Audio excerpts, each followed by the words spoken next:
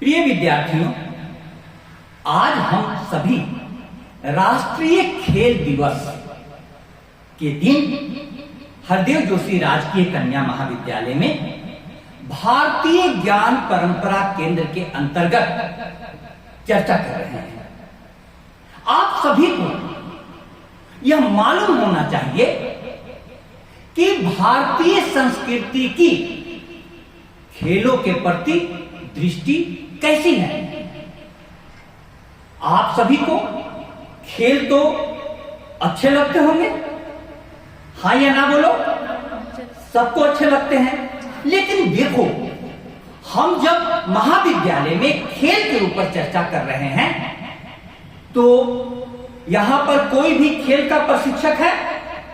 खेल शिक्षक नहीं है। और हमारे महाविद्यालय में खेलने का ग्राउंड है? खेलने का पूरा टहलने का भी ग्राउंड नहीं है। ऐसे में राष्ट्रीय खेल दिवस के दिन हम सभी को यह सोचना है कि खेलों की स्थिति और खेलों की परिस्थिति और मना स्थिति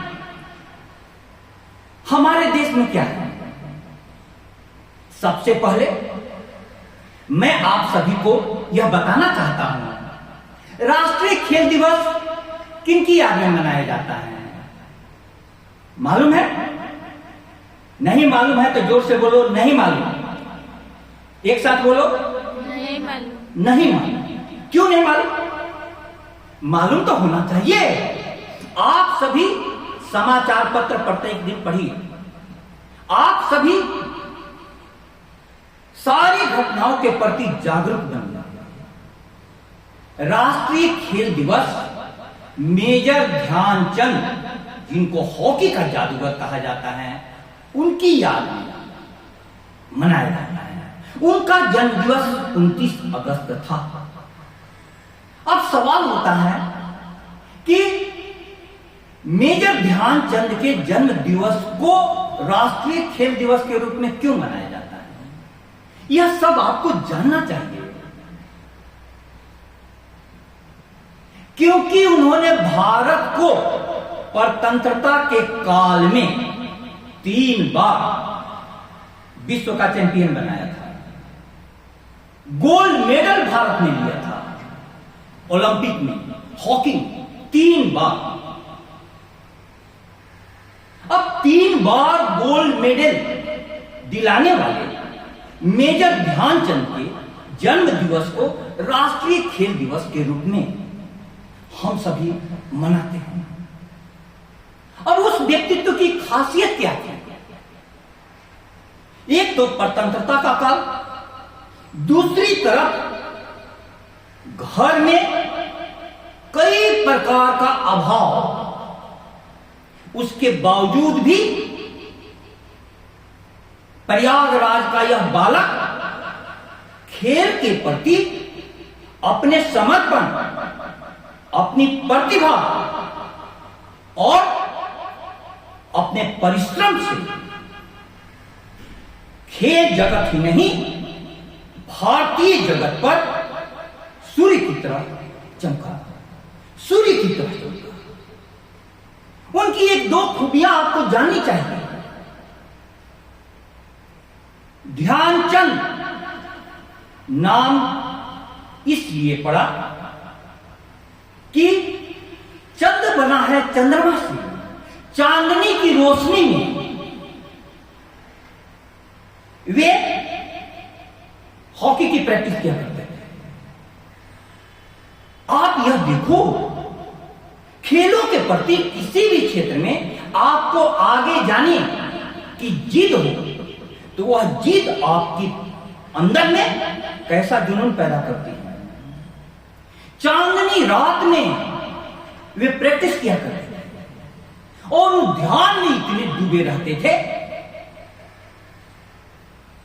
वे मेजर ध्यानचंद कहलाए। अब आपको यह मालूम होना चाहिए कि राष्ट्रीय शिक्षा नीति 2020 में खेल को सिर्फ खेल के रूप में नहीं लिया जाता, किस रूप में लिया जाता है? अब राष्ट्रीय शिक्षा नीति का मानना है कि खेल जीवन का अभिन्न हिस्सा है और व्यक्तित्व के विकास का अनिवार्य पहलू है। तो ऐसे में हम सभी इस बात पर विचार करेंगे कि राष्ट्रीय शिक्षा नीति के लागू किए जाने के बाद क्या हमारे महाविद्यालय में खेल की सुविधाएं बढ़ी हैं? कोई खेल का प्रशिक्षक आया है? आज राष्ट्रीय खेल दिवस को मनाने के लिए जो समिति गठित की गई है उसमें प्रोफेसर्स लगे हुए हैं। वे क्लास छोड़कर खेल दिवस के आयोजन में सारा दायित्व संभालेंगे।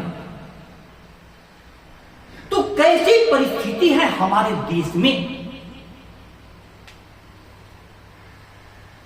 स्कूल की छतें गिरने से बालक दबकर मर जा रहे हैं और जहां की शिक्षा संस्थानों में, सरकारी शिक्षा संस्थानों में शिक्षकों की भारी कमी है, वहां पर खेल प्रशिक्षक कहां उपलब्ध है?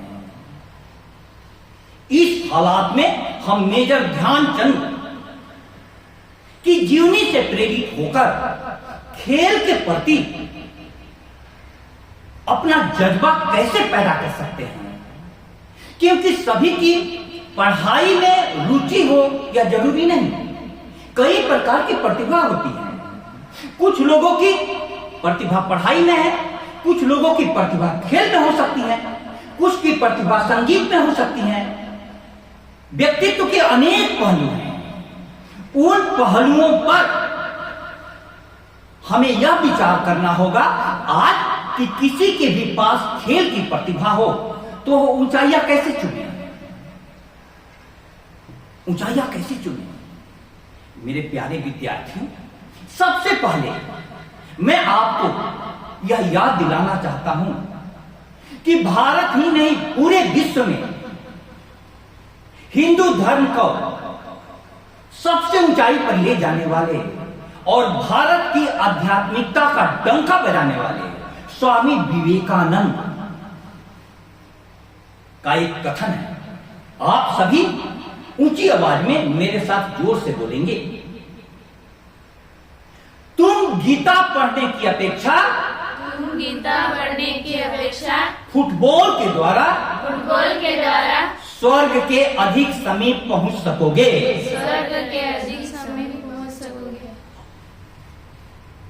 भारत जैसे आध्यात्मिक देश में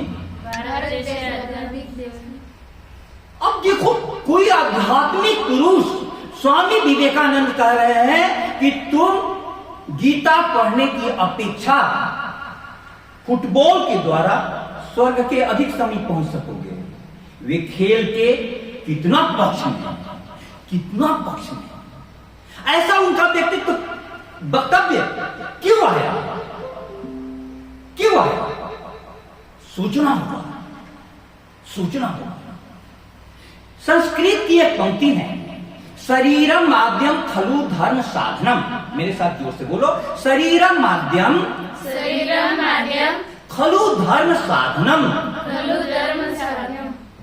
इसका अर्थ है कि सारे धर्म का साधन शरीर है। यदि हमारा तन स्वस्थ है तभी हम किसी भी साधना को कर सकते हैं। तन स्वस्थ होना जरूरी है। शरीर सारी साधनाओं का मूल है। खेलने से सबसे पहले हम शारीरिक रूप से मजबूत होते हैं। खेल के द्वारा सबसे पहले हम शारीरिक रूप से मजबूत होते हैं। राष्ट्र कवि दिनकर की पंक्तियां हैं, पत्थर सी हो मांसपेशियां, लोहे से भुजदंड अभय, नस नस में हो लहर आग की, तभी जवानी पाती जाए। आपकी भुजाओं में शक्ति नहीं होगी तो आपकी जवानी बहुत बड़े काम नहीं कर सकती। इसलिए खेलों के प्रति हमारा दृष्टिकोण सकारात्मक होना चाहिए।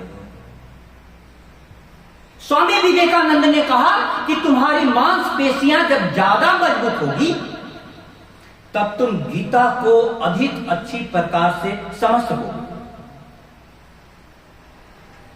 उनकी लाइन, उनके शब्दों में मैं आपको बताऊं, be strong my young friends, that is my advice to you. You will be nearer to heaven through football than through the study of Gita. These are bold words, but I have to say them because I love you. I know where the shoe pinches. अंतिम लाइनें सुनना। You will understand the Gita better with your biceps and muscles a little stronger. क्या उन्होंने कहा, कितना सुंदर। तुम गीता को मजबूत मांसपेशियों के साथ अधिक अच्छी प्रकार से समझ सकोगे। हमारी लड़कियां कितनी कमजोर हैं। बांसवाड़ा में ऊंची कदकाठी वाले, मजबूत कदकाठी वाले युवाओं के दर्शन कहां होते हैं। युवतियों की स्थिति तो बहुत एनेमिक है, कितना कमजोर है। इसलिए खेलों को जीवन में अपनाओ ताकि तुम्हारा शरीर मजबूत हो। और अंग्रेजी की एक कहावत है, healthy mind lives in healthy body.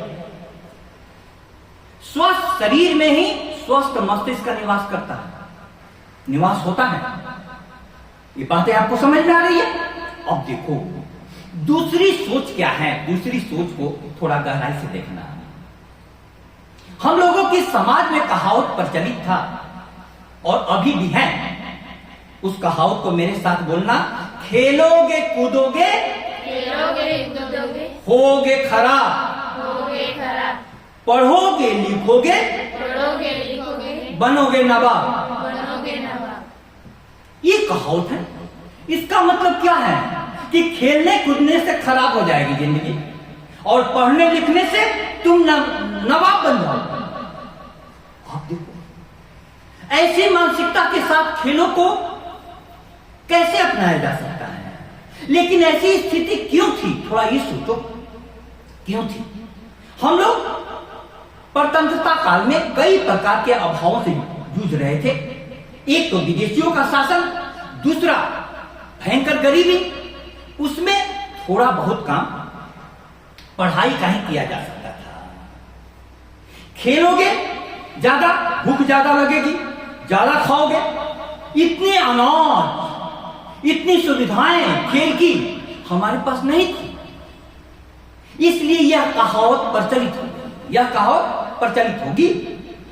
खेलोगे कूदोगे, होगे खराब, पढ़ोगे लिखोगे, बनोगे नवाब।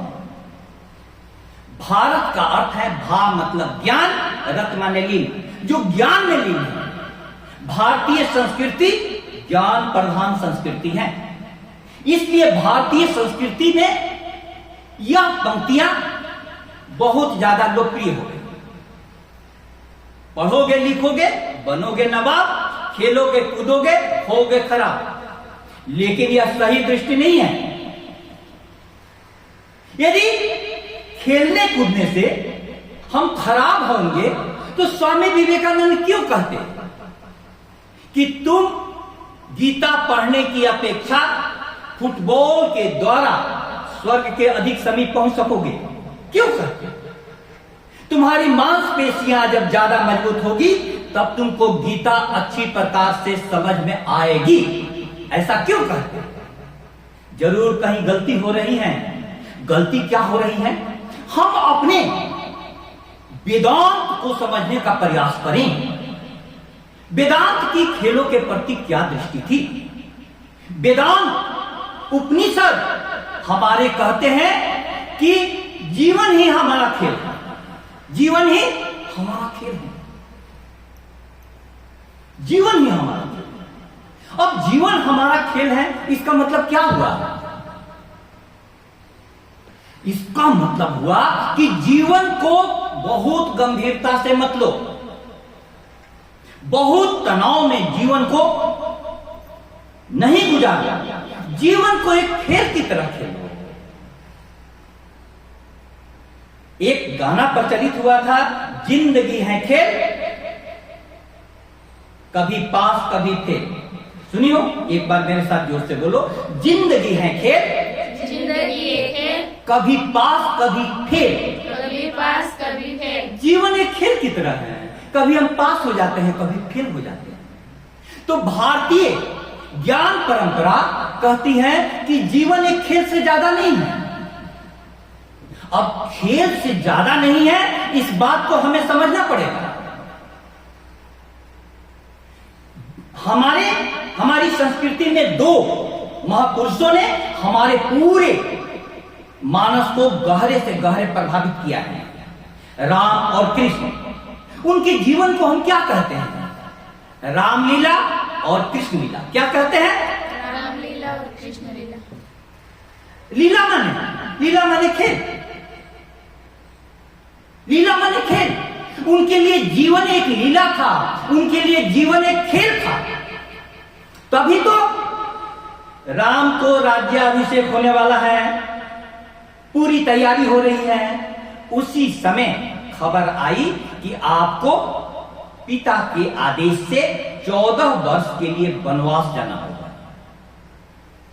तुम खुशी की तैयारी कर रही हो, अचानक कोई बहुत बड़े दुख की खबर ऐसी आ जाए, तुम क्या सामान्य रह सकती हो? बताओ, रह सकती हो? एकदम नहीं, हम टूट जाते हैं। लेकिन रामचंद्र का मुखमंडल मलिन नहीं हुआ। वाल्मीकि रामायण में कहा गया है, प्रसन्नताम याम न गताभिषेकतः न तथा ममलो वनवास दुखतः मुखाम्बु श्री रघुनंदनस्य में सदास्तु सा मंजुल मंगल प्रदा। अभिषेक की खबर सुनकर के जो खुशी से फूले नहीं समाये, और वनवास की खबर सुनकर जो दुख से पूरी तरह से पस्त नहीं हो गए, उस राम का मुख मंडल को ध्यान न करो। रामलीला, बात समझ गई? कितने वर्ष राम वनवास में रहे? 14 वर्ष। हमारे जीवन में थोड़ा सा कष्ट आता है, थोड़ी सी विपत्ति आती है। आजकल बच्चे अवसाद में चले जाते हैं, आत्महत्या तक कर लेते हैं। प्रत्येक दिन के समाचार पत्र ऐसे नकारात्मक खबरों से भरे हुए रहते हैं। तो जीवन को एक खेल की तरह लोगे तो सुख भी आएगा, दुख भी आएगा। तुम अविचल बने रहोगे, अडिग बने रहोगे। कृष्ण लीला को, कृष्ण का जीवन एक लीला है। कृष्ण का जन्म कहां हुआ था? जेल में। और उनको उनके पिताजी ने कहां पहुंचाया? मथुरा, यशोदा मां के पास। वासुदेव देवकी के गर्भ से उनका, वासुदेव देवकी के पुत्र थे। और कहां गए? नंद बाबा यहां और यशोदा यहां। वहां पर भी जाकर के उन्होंने बांसुरी बजाई, वहां पर भी जाकर के उन्होंने गीत गाए, गौवे चराए।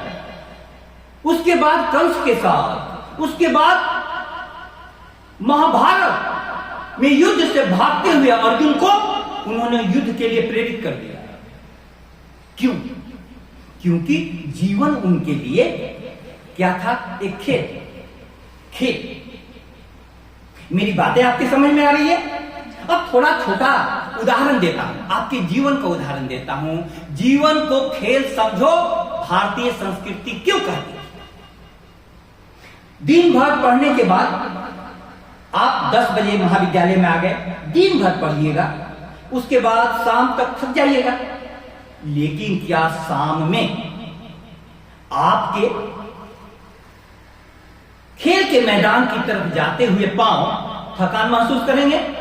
एकदम नहीं। ऑफिस की तरफ, कार्यालय की तरफ, किसी काम की तरफ जाते हुए पांव में भारीपन होता है, बोझिलपन होता है। लेकिन खेल के मैदान की तरफ जाते हुए पांव में एक थिरकन होती है, एक संगीत होता है। नहीं होता है? खूब मजे से खेल सकते हो। उसके बाद गणेश मंडप में जाकर के डांस भी कर सकते हो। थकान कहां गई? कहां गई थकान? क्योंकि आप जीवन में कोई काम नहीं कर रहे हो, वो क्या है आपके लिए? काम नहीं, खेल है। लेकिन जाने के बाद आपको आपके माँ बाप कोई काम बताएं तो आप बोलिएगा कि मम्मी मैं बहुत थकी हुई हूं, अभी मुझसे कोई काम नहीं होगा। ये बात समझ रहे हैं? तो जीवन के प्रति दृष्टिकोण बहुत महत्वपूर्ण है विद्यार्थियों। जीवन को खेल की दृष्टि से खेलो। हर काम, जितनी भी प्रकार की भूमिकाओं में तुम हो, उसको अच्छी प्रकार से निर्वाह करो। ऐसा क्यों कहा गया? क्यों कहा गया? अब और यह कब संभव है, थोड़ा इसको समझो। कब संभव है? कुछ दिनों के बाद आपकी परीक्षा रहेगी। परीक्षा के समय आप तनाव में आ जाते हैं या नहीं? यह बताओ, हाँ या ना बोलो, जोर से बोलो। आ जाते हैं तनाव में। क्यों आ जाते हैं तनाव में? इसलिए तनाव में आ जाते हैं कि ऐसा लगता है कि परीक्षा में यदि फेल कर गए तो हम किसी को क्या मुंह दिखाएंगे। तो किस पर दृष्टि चली गई आपकी? पढ़ाई पर से दृष्टि हट करके परिणाम पर चली गई। किस पर चली गई? परिणाम पर, रिजल्ट पर। और रिजल्ट आपके बस में नहीं है। आपके बस में क्या है? सिर्फ पढ़ाई करना, सिर्फ पढ़ाई करना, परिणाम नहीं है। इसीलिए गीता में श्री कृष्ण ने कहा कर्मण्येवाधिकारस्ते। बोल सकते हो आप लोग? सुन लो, एक बार सुन लो। कर्मण्येवाधिकारस्ते मा फलेषु कदाचन। कर्म में ही तेरा अधिकार है, फल में कभी नहीं। मां कर्म फल हेतुर्भू माते संगे अस्त्व कर्मणि। तुम कर्म फल का हेतु भी मत बनो और अकर्मण्यता में तुम्हारी आस्था नहीं हो। मतलब आलस्य मत करो, अपने हिस्से का काम करो, अपने हिस्से का। इतनी बात समझ में आपको आ रही है? तो क्यों भारतीय संस्कृति ने कहा कि जीवन को खेल बनाओ? ज्यादा तनाव में जीवन नहीं जीना है। जो भी अपना काम है करो। अब मैं तुमको अपने जीवन से उदाहरण दूं। आपकी तरह मैं भी कभी 9वीं क्लास का विद्यार्थी था, तो मेरे निवास स्थान के बगल में महात्मा गांधी मैदान था। वहां खेलने जाया करता था। खेलों के प्रति ऐसी रुचि बढ़ी कि 2 घंटे का खेल कब 4 घंटा होने लगा, 4 घंटे का खेल कब 6 घंटा होने लगा, 6 घंटे का खेल कब 8 घंटा हो गया, मेरे को पता नहीं चला। मैं खेल में डूब गया, पूरी तरीके से डूब गया। और उसी समय बोर्ड की परीक्षा आई, 10वीं बोर्ड की परीक्षा। तो मेरे को बिहार के टीम में सिलेक्शन हो गया। पटना से मैं मोहाली स्टेडियम में खेलने के लिए चंडीगढ़ गया। दिन रात खेलना। ऐसा क्यों हुआ? विद्यार्थियों का, बच्चों का, लड़के हो या लड़की, खेलों के प्रति एक स्वाभाविक झुकाव होता है, आकर्षण होता है। तुम यदि खेलोगी तो उसमें तुमको कई चीजें सीखने को भी मिलेगी। 10 साल मेरा जीवन 10 घंटे खेलते हुए बीता। अब देखो, अचानक खेल की दुनिया में मुझ पर बैन लगा दिया गया, 3 साल का प्रतिबंध लगा दिया गया। लेकिन उसके बाद मैं पढ़ाई की तरफ मुड़ा तो आज आपके सामने में आपके संस्कृत विषय का प्रोफेसर हूं। तो इतना समय खेल में गया तो क्या मेरा समय बर्बाद गया?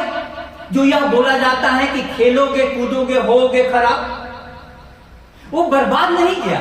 खेल ने मुझको सिखाया संघर्ष करना। और हम लोग मैच खेलते थे, किसी मैच को जीतते थे, किसी मैच को हारते थे। दोनों में, हार में भी और जीत में भी समान रहना खेल ने सिखाया। और खेल ने सिखाया कि जुनून हो, आपको किसी भी चीज में मन लगता हो तो समय का पता नहीं चलता है। मैं सुबह में 3 बजे खेल के मैदान में पहुंच जाता। इतना खेलने का मन आप लोगों का भी करता होगा। यदि हमारे महाविद्यालय में प्लेग्राउंड रहता खेल का मैदान होता तो आप लोग यहां दौड़ती नहीं, कई प्रकार के खेल नहीं खेलते। इसकी मांग होनी चाहिए, इसकी मांग होनी चाहिए। अब खेल बहुत कुछ सिखाता है, इसलिए मेरे प्यारे विद्यार्थियों, मैं यह कहना चाह रहा हूं राष्ट्रीय खेल दिवस के दिन कि आप देखो, भारत में किसी खिलाड़ी का नाम आप बता सकती हो जिसको तुम पसंद करती हो? आप लोग किस दुनिया में रहते हैं? आप लोग नियमित रूप से समाचार पत्र पढ़िए। पढ़ाई में भी इतनी स्थिति खराब। बांसवाड़ा शैक्षिक दृष्टिकोण से राजस्थान का सबसे पिछड़ा जिला है, लेकिन बांसवाड़ा में प्रतिभा की कमी नहीं है। शैक्षिक प्रतिभा भले ही कम हो, खेल की प्रतिभा बहुत ज्यादा है।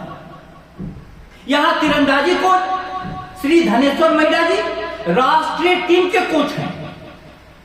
खेल के मैदान को उन्होंने चमन बना दिया। तो प्यारे विद्यार्थियों, आप देखो आप में कौन सी प्रतिभा है, इसको पहचानो और महाविद्यालय उस प्रतिभा को ऊंचाइयां देने के लिए प्रयास करेगा। इसलिए राष्ट्रीय खेल दिवस के दिन हमें यह जानना है कि सबसे पहले हमें तन के ऊपर ध्यान देना है, शरीर पर ध्यान देना है। खेलों से आपका शरीर मजबूत होगा और आपको डाइट क्या खाएं इस पर ध्यान देना है। इससे आप रक्ताल्पता जो एनीमिक बनी हुई है वो नहीं हो पाएगी। आपकी बुद्धि कैसे बढ़ेगी यदि आप अच्छा खाना नहीं खाएंगे, शरीर मजबूत नहीं होगा। तो शारीरिक दृष्टिकोण से मजबूत होने का मतलब है मानसिक मजबूती के लिए आह्वान करना। अब इसमें है कि आध्यात्मिकता। आध्यात्मिकता, अध्यात्म से कैसे स्वामी जी ने जोड़ दिया कि तुम्हारी जब मांसपेशियां मजबूत होगी तब तुम गीता को अधिक अच्छी प्रकार से समझ सकोगे। क्यों जोड़ दिया? आप देखिएगा कि हमारे कई खिलाड़ी तो हैं, पढ़ने में भी बहुत अच्छे हैं। तुम यदि खेलने में अच्छी होगी और पढ़ाई पर थोड़ा सा ध्यान दोगे तो पढ़ाई में भी तुम अच्छे हो सकते हो। हमारे गुरु जिन्होंने मुझे खेल के प्रति बहुत गहरी दृष्टि दी, श्री सुशील मिश्रा जी, उन्होंने मुझे बताया खेलो, कितना भी खेलो, लेकिन पढ़ाई को छोड़ो मत। प्रत्येक दिन 2 घंटा सुबह 2 घंटा शाम में पढ़ो। उनके कारण मैं यहां तक खेल की दुनिया से पढ़ाई की दुनिया में आपको प्रोफेसर पद तक पहुंच गया। हमारे भाई साहब ने जब मुझे खेल में मन लगता था तो उन्होंने क्रिकेट के सारे सामान की व्यवस्था कर दी। तो बच्चे को यदि खेल में मन लग रहा है, जिसमें उसको मन लगने दो। बच्चे आज जो बिगड़ रहे हैं, युवा पीढ़ी मोबाइल पर समय बिता रही है। मोबाइल पर खेल को देखने से क्या तुम्हारी फिजिकल एबिलिटी बढ़ेगी? नहीं बढ़ेगी। खेल देखने से फिजिकल एबिलिटी नहीं बढ़ेगी, खेल खेलने से बढ़ेगी। इसकी गहराइयां तो डूबकर ही पाओगे। जरा जज्बों के दरिया में उतर जाया करो। तुम दूसरे का नाच देखती हो टीवी पर, तुम में आनंद नहीं आएगा। मीरा स्वयं नाची तब मेरा आनंद से भर गई। मोहे आई न जब से लाज, मैं इतना जोर से नाची आज घुंघरू टूट गए मीरा। इसीलिए आप लोग मोबाइल पर रील देखने में और रील बनाने में समय मत व्यतीत करो। अंत में आपको 3 और शब्दों से परिचित करा दूं। भारतीय संस्कृति में 3 शब्द हैं, मेरे साथ जोर से बोलो। भारतीय संस्कृति में 3 शब्द हैं। 3 शब्द हैं। दृश्य, दर्शक, दृष्टा। अब इसको समझो। दृश्य मतलब होता है जिसको दिखाने में रुचि हो। नेता हुआ, अभिनेता हुआ, उनको दिखाने में रुचि है। नेताजी आते हैं तो इतनी बड़ी भीड़ क्यों जुटाई जाती है? ताकि उनको लोग देखें। जितने लोग देखेंगे उतना बड़ा नेता। हम लोग फिल्म देखने जाते हैं अभिनेता को, क्यों?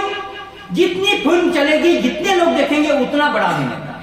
ये है दृश्य, ठीक है। दूसरा शब्द है दर्शक। क्या शब्द है? दर्शक, देखने वाले। मैच देखने कितने लोग पहुंच जाते हैं? बेंगलुरु में तो बेंगलुरु की टीम जीती तो विराट कोहली को देखने के लिए स्टेडियम में इतने लोग पहुंच गए कि 11 मर गए। 11 मर गए। कौन मर गए? दर्शक। दर्शक क्या करता है? देखता है और ताली बजाता है। ताली बजाने से तुम्हारी जिंदगी नहीं बदलेगी। ताली बजाने से जिंदगी नहीं बदलेगी। जिंदगी के खेल में तुम पूरा समर्पण के साथ खेलो, प्रतिबद्धता के साथ खेलो। तो भारतीय संस्कृति क्या कहती है? दृष्टा बनो। दृष्टा, दृष्टा माने क्या हुआ? हमारे अंदर में एक आत्मा है। आत्मा, हमारा तन मां बाप से मिला है, लेकिन आत्मा परमात्मा के पास से मिला है। उस आत्मा को पहचानने की कोशिश करो। उस आत्मा को, वह सब देखती है। आत्मा को कैसे जानोगे?